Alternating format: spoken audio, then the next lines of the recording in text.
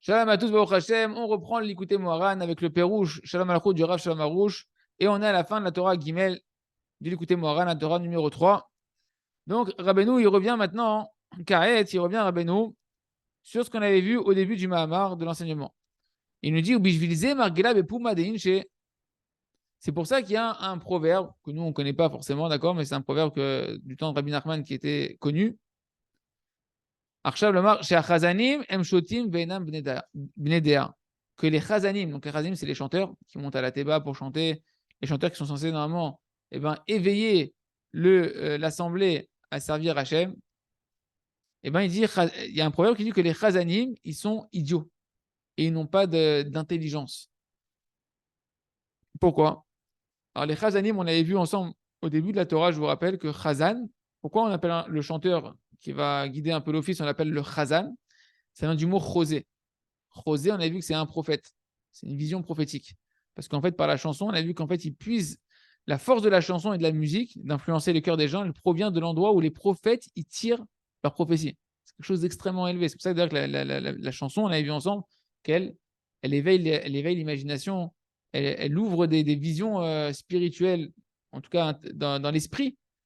Que des fois, rien qu'on écoute une musique, on part et commence dans le bien ou dans le bien. Ok, donc le chazan, il s'appelle un chazan parce que ça vient du langage de prophétie. Et pourquoi aujourd'hui on dit que les chazanim ils sont idiots et qu'ils n'ont pas de conscience, ils sont pas intelligents? Qui arshav malchut ikdusha begalut, ועל כן הנגינה שנמשכת מעתה דנביאים מבחינת מוחין ודעת דמלכות ikdusha, ועכשיו שמלכות בגלות, ועל כן הנגינה נפגמת, ועל כן החזנים הם בלא דעת, כי אין להם כוח עכשיו להמשיך הנגינה משורשה שבקדושה, שהוא בחינת מוחין ודעת של מלכות ikdusha. Un peu technique. Là, c'est un peu technique parce qu'il faut reprendre ce qu'on avait vu au préalable. Il nous dit Rabbi Nachman, aujourd'hui, en réalité, vu que la royauté d'Hachem, la dimension de la royauté d'Akadosh Baruch Hu, elle est en exil, Ken, et qu'on a vu que toute la force de la musique, elle permet de construire la royauté, la dimension de la royauté d'Akadosh Baruch Hu qui est en nous. Quelqu'un qui va écouter une bonne musique, ça va construire en lui, qui va vouloir prendre sur lui la royauté d'Akadosh Baruch Hu. Et le contraire, une mauvaise musique, elle va détruire la royauté d'Akadosh Baruch Hu qu'il aurait pu prendre sur lui, le joug divin qu'il aurait pu prendre sur lui. D'accord? Et vu qu'aujourd'hui, la royauté d'Hachem, elle est en exil, alors la musique, elle est aussi en exil. C'est la force de la musique qui elle-même a la capacité en fait de construire la royauté d'Akadosh Baruch Hu. Et bien, vu que la royauté d'Hachem, elle est en exil, et ben, pareil, la musique. Et qu'est-ce qui se passait à l'époque du Beth Amikdash? Il y avait les Lévi'im. Les Lévi'im, à l'époque du Beth Amikdash, où Hachem était beaucoup plus dévoilé, et ben, ils avaient cette force dans la musique de faire tchouva à ceux qui venaient au Beth Amikdash. Quand ils amenaient leur sacrifice, ils écoutaient les Lévi'im, le cœur il s'éveillait, le regret était sincère, la tchouva était extrêmement forte, on se mettait à pleurer, mais vraiment, parce que la musique, elle nous éveillait. Il y avait cette magie. Aujourd'hui, la présence divine, elle est en exil. La musique aussi, elle est en exil. D'où MTV et compagnie et toutes les musiques qu'on entend qui ne nous éveillent pas en fait à servir à Kadosh Baruch Hu. Parce qu'on a vu ensemble que, il nous a dit Rabbi Nachman que cette musique, elle est attirée de l'endroit où les prophètes eux-mêmes, ils vont tirer leur prophétie. Et cet endroit, en réalité, d'où les prophètes ils tirent leur prophétie, et donc où les musiciens ils tirent leur prophétie, c'est en réalité comme le cerveau et la conscience de la royauté de la Gdusha. C'est l'endroit élevé, en fait, c'est la tête de la royauté, c'est des endroits extrêmement élevés dans la sphère de la Malchut, du bien, de la royauté de la Gdusha. Et vu que la royauté maintenant, elle est en exil, ouais, elle est en exil, alors la musique qui tire elle-même sa puissance de là-bas, elle aussi, elle va être endommagée. Et donc les chazanim, les chanteurs et les musiciens, eh ben, ils sont sans conscience. Ils sont sans conscience d'Akadosh Baruch comme ils devraient avoir, parce que leur musique, elle est liée à cette royauté d'Akadosh Baruch qui, elle, est en exil. Parce qu'ils n'ont pas aujourd'hui la force d'attirer la musique depuis sa racine sainte d'où elle provient. Qui en réalité, c'est quoi sa racine de là où elle vient la musique? C'est les mochin veda de Malchut Gdusha, c'est-à-dire c'est le cerveau et la conscience de la royauté de la Gdusha, qui est quelque chose d'extrêmement élevé, mais vu que cette royauté elle est en exil, donc c'est difficile d'aller la chercher. Certains vont réussir par leurs efforts à pouvoir chanter pour Hachem et à éveiller les cœurs, mais c'est beaucoup plus difficile que ce que ça aurait dû être si la royauté de Kadosh Baruch Hu n'était pas en exil. Okay. Aval, Leati, Cheitale, Malchut Gdusha, mais dans un futur proche, B'at Hashem aujourd'hui, quand Mashiach il va venir, et que la royauté de la Kadosh Baruch Hu, la royauté de la sainteté, et la royauté du mal, c'est le règne de tout ce qu'on voit aujourd'hui, de tout le mensonge et des bêtises qu'il y a aujourd'hui. Mais quand la royauté de la Gdusha, elle va s'élever, avec la nuit du Mashiach qui va révéler à Kadosh Baruch Hu que c'est lui le roi, Yé Hashem Nemelech al Kol Haaretz, qu'Hashem il sera le roi sur toute la terre, Azay, Titale, Vetushlam, Anegina, Bibrinat, Dad, Malchut, Gdusha. Alors, la musique, elle va retrouver sa perfection. Elle va remonter au niveau de la conscience de la royauté de la Gdusha.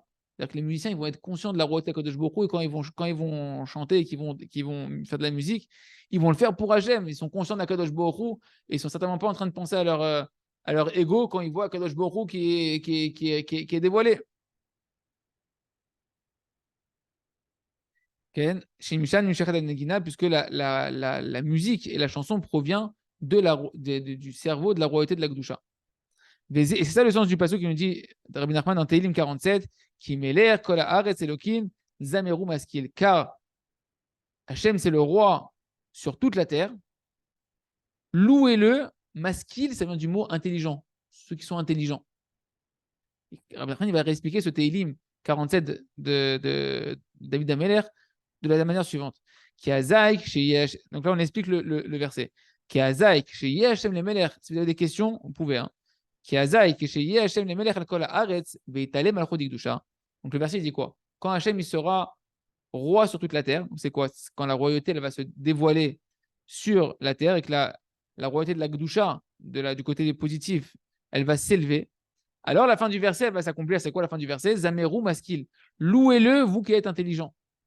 Parce que comme maintenant Hachem il se dévoile, alors l'intelligence de la conscience d'Hachem, elle se dévoile. Et maintenant, quand tu vas louer Hachem, tu vas le louer de manière intelligente, de manière consciente, parce que la royauté d'Hachem est révélée. C'est-à-dire que les chazanim, les chanteurs et les musiciens, et ben là, ils seront, contrairement au proverbe qu'on avait vu avant, qu'aujourd'hui ils sont sans conscience, et ben ils seront avec de la conscience, ils seront intelligents, entre guillemets, de l'intelligence divine, parce qu'il y aura cette élévation de la royauté de la Gdusha qui est liée à l'endroit où on puise la musique. Ils vont recevoir en fait l'inspiration de la musique de leur racine, de sa racine de la Gdusha, qui est cette racine, en réalité la conscience et le cerveau de la royauté de la Gdusha, canal comme on l'a vu au-dessus. Shayach Leel, donc là c'est un petit, il nous dit que encore une fois, c'est des explications qui vont venir sur des choses qu'on a vues plus haut. Vezeu ki gadol me'al shamayim chasdecha. Il nous dit c'est ça le sens de gadol me'al shamayim chasdecha, grand est ton chesed, ta bienveillance à Kadosh Baruch Hu, au-delà des cieux. Ton chesed Hashem, il est encore plus grand, il est encore plus élevé que le ciel. Le chesed Hashem, il dépasse le ciel. Dans le Teilim, Koufé ou Koufret, j'ai un doute, je crois que c'est Koufé. Il nous dit quoi? Non, c'est Koufret, je crois. Koufret. Shamaim, c'est quoi ici le ciel? Quand on parle ici que le chesed Hashem, il dépasse le ciel, c'est quoi le ciel? Shamaim, Brinat Kol. Moshkatou, Shamaim, Ishmata Kolecha. Il dit le ciel, ça fait référence à la voix. La voix dans la musique, la voix qui sort de l'instrument, etc. Le ciel, ça fait référence à la voix. Pourquoi? Parce qu'on a un verset qui dit Mishamaim, Ishmata Kolecha Hashem, tu as fait entendre ta voix des cieux. Donc les cieux, c'est un endroit d'où sort la voix d'Akadosh Baruch Hu. Quand Dieu a parlé au Har Sinaï, sur le mont Sinaï, etc., on a entendu des voix qui sortaient du ciel. Donc le ciel, c'est l'expression de la voix d'Akadosh Baruch Hu. Donc il y a un lien entre le ciel et la voix, nous dit Rabbi Nachman, pour interpréter le verset qu'on a vu au-dessus. Qui a l'aider à Chesed. Donc maintenant, il dit donc comment maintenant il va faire pour réparer sa voix? Pour que sa voix elle soit une voix qui va éveiller les gens au service d'Hachem. Qui a l'aider à Chesed, c'est quand une personne va faire de la bonté. Anou prinat chouchel Chesed, c'est quoi la bonté? Parce que le verset dit quoi? Il dit qui gadol me'al shamaim chasdecha, car plus grand au-dessus même des cieux est ton Chesed, ta bonté. Donc pour pouvoir remonter au-dessus des cieux, qui est l'endroit où la voix elle sort, eh ben, il faut être dans la bonté. La bonté, elle est au-dessus des cieux. On a dit la bonté d'Hachem, elle est au-dessus des cieux, dont la voix d'Hachem, elle sort là-bas. Tu veux réparer ta voix et avoir une voix qui va éveiller au service d'Hachem, il va falloir que tu attrapes le chesed d'Hachem qui est au-dessus des cieux. C'est quoi le chesed d'Hachem? Ce qu'on avait vu dans la Torah ensemble, il faut avoir étudié le début de la Torah. Aïnou bechinat chouch el chesed, comme la yeshiva où on étudie aujourd'hui, elle s'appelle chouch el chesed, c'est un fil de bonté. D'où on capte ce fil de bonté, la Gemara, elle dit Animshach, Torah Balaïla, Kol Kanal, Vezeu Ki Gadol Me'al Shamaim. c'est quand on va étudier la Gemara la nuit. Quand on va étudier la Gemara la nuit, en particulier après Chatzot, dans la deuxième moitié de la nuit, cette étude de la Gemara qui passe par la gorge, qui passe par les 6 traités de la Mishnah, desquels va déculer toute la Gemara. Il y a 6 traités, en regard de quoi on avait vu ensemble des 6 cordes vocales qui sont ici. C'est la Torah orale qui passe par la bouche, etc. Quand tu étudies la nuit, on avait vu que la nuit, pourquoi la nuit, ça répare en fait toute la dimension de la voix, parce que l'étude de la nuit est désintéressée. Il n'y a personne qui te voit, tu es tout seul chez toi, tu n'étudies pas pour la gloire de quoi que ce soit, ni pour être appelé rabbi ou rabbin ou quoi que ce soit, tu étudies pour Hachem. Ah, tu étudies pour Hachem, tu es vraiment pour Akadosh Baruch Hu, alors à ce moment-là, tu as l'effet bénéfique de la Torah et tu as ce flux de bonté qui vient sur toi et qui va réparer toute la dimension de la voix et qui va nous protéger aussi que si on entend quelqu'un qui chante, on avait vu ensemble que si on entend quelqu'un qui chante, qui fait de la musique, qui peut t'endommager dans ton service d'Hachem, tu seras protégé tu seras immunisé grâce à cette étude de la Torah la nuit. D'accord? Qui gadol mais al shamaim. Donc c'est ça en fait que ton chesed, il est au-dessus, il est encore plus grand et au-dessus des cieux. Les cieux, c'est là où elle sort la voix. Et le chesed qu'on va attraper d'Hachem, le fil de bonté qu'on va attraper d'Hachem quand on étudie la Torah la nuit, il est au-dessus, c'est-à-dire c'est lui qui va pouvoir influencer la voix, que la voix, elle va être bénéfique ou pas, ou que tu vas être protégé de cette voix ou pas. C'est un peu dense parce que tout ça, on l'a vu en fait en long et en large au-dessus. Là, c'est juste des petits chidushim que Rabbi Nachman il fait par rapport à tout ce qu'on a vu au-dessus. Il te rajoute un petit verset, tu vois, tu peux comprendre le verset comme ça, etc. etc. Donc ça, c'est grâce au chesed d'Hachem. Quand tu attrapes le chesed d'Hachem par l'étude de la Torah, la nuit, il y a fait. Et là, ouais, ça va être, pour ceux qui n'ont pas suivi le début, c'est un petit peu aussi technique. Rabbeinu, il revient sur ce qui était marqué au-dessus et il va rajouter des détails. On avait vu au-dessus que acheter à Tziporim, et là je monte en haut de la page, Dikdusha, chez Misham Anevoanim Shechet. Donc il y avait 2 oiseaux de la Gdusha, du côté saint, desquels provient la musique et la prophétie surtout. On dit que c'était les mêmes oiseaux qui sont en fait sur dans le Kodesh Kodashim, sur le Aaron à Kodesh. Vous savez, l'arche sainte. Il y avait 2 chérubins. Les chérubins, ils avaient des ailes comme des oiseaux avec des visages d'enfants.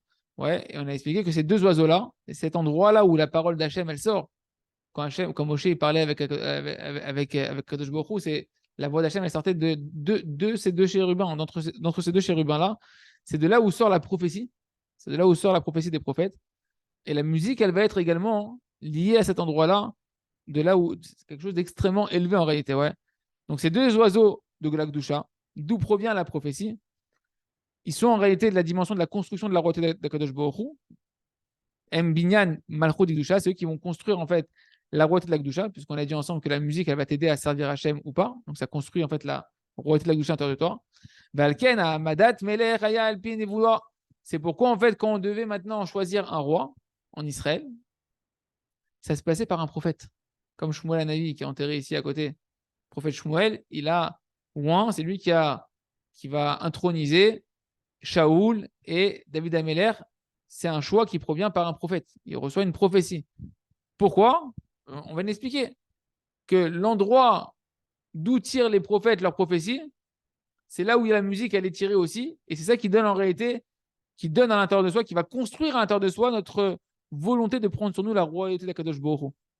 Donc en fait, c'est le même endroit. Donc c'est pour ça que le prophète, c'est lui qui va devoir maintenant choisir celui qui va construire la royauté d'Hachem, parce que le roi d'Israël, il n'est pas là pour lui. Il est là pour faire régner la royauté d'Akadosh Baruch Hu. Voilà, Malchut. Dalet. Kechol Malchut, Bet David, Shaya Alpinevoa, c'est que toute la royauté de David, elle a été faite par des prophètes. Vanevoa, Nimshechet, Unakrovim, la prophétie, elle provient de ces 2 oiseaux, de ces 2 anges, de l'endroit qui est entre les 2 chérubins. Shem Bechinach Tetzipori, Manal, Shem Binyan Malchut Ikdusha, qui eux représentent les 2 oiseaux qui sont en réalité la royauté de la Kedusha, qui vont construire la royauté de la Kedusha.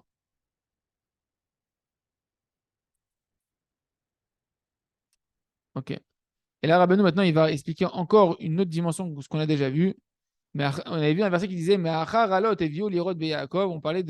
C'est un verset qui parlait de pourquoi David Ameler il a été choisi pour être roi. C'est marqué que comme il faisait attention David Ameler dans son troupeau aux brebis qui allaitaient, qui allaitaient, il faisait particulièrement attention à eux. Alors Hachem, il a dit, vu que lui, il fait attention alors, aux troupeaux, et en particulier à ces bêtes-là, alors lui, il peut être le berger de mon troupeau à moi. Ouais, on avait expliqué des explications par rapport à ça. Là, Rabbeinu, il revient dessus. Il dit, Me'achar alot evio, hainu me'achar amenikot. Les alot ici, en fait, c'est quoi les alot? C'est celles qui allaitent. C'est dans les bêtes, c'est les bêtes qui allaitent, les mamans qui vont allaiter.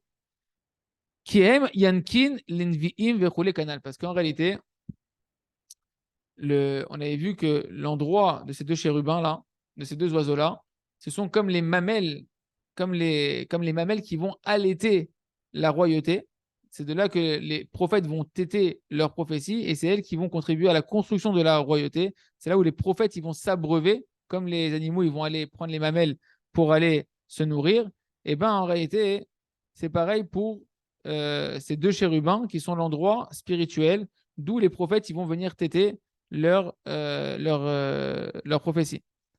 Et David Ameller, lui, dans sa musique, il était capable de ramener l'esprit prophétique, notamment à Shaoul. Shaoul avait perdu l'esprit prophétique par sa tristesse, et on l'avait fait amener David Ameller pour chanter et faire de la musique, pour faire de la musique devant lui, et ramener la joie et l'esprit prophétique. Donc tu vois qu'en fait, David Ameller, par sa musique, il est arrivé à un endroit où il peut réattirer la prophétie, et qui elle-même peut redonner au roi le souffle prophétique, et donc il reconstruit en réalité David Ameller toute la royauté d'Akadosh Baruch Hu.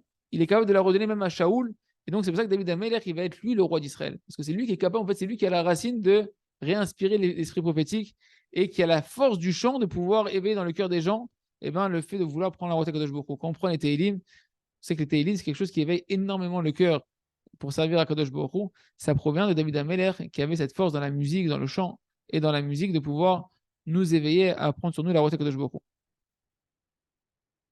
Et donc il dit dans ce verset-là, il y a encore une louange sur David Ameller. Vezeu me'achar alot. C'est quoi me'achar alot? Aïnou chez David Ameller, alav hashalom aya yachol etaken ou lalot et anegina she'eno me'adam kasher. Me'achar alot, me'achar, ça veut dire le mot achar, en fait, il vient du mot acher. Acher, c'est l'autre côté.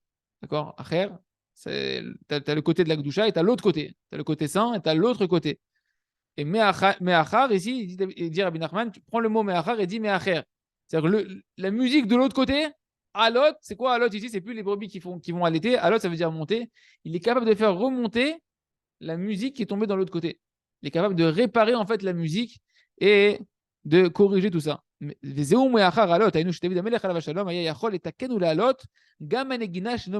pouvait réparer la musique même d'un homme qui n'était pas cachère.